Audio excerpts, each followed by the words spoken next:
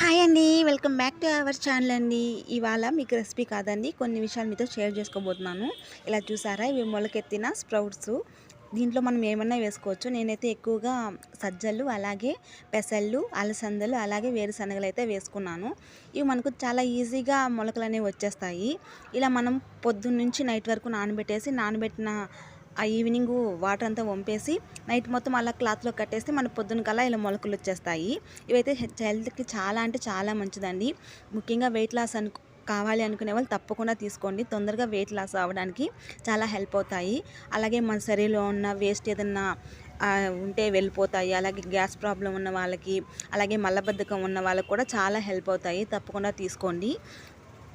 ఇలా చూసారా, మొలకలు అయితే ఎంత బాగా వచ్చేసాయో. నిజంగా అసలు పొద్దున ఓపెన్ చేసి చూడంగానే అంత బాగా మొలకలు వచ్చేసాయన్నమాట. నేనైతే రోజు తింటున్నాను. కంపల్సరీ ట్రై చేసి ఎలా ఉందో నాకు కామెంట్ చేయండి. వీడియో నచ్చితే లైక్ చేయండి, షేర్ చేయండి, సబ్స్క్రైబ్ చేయండి.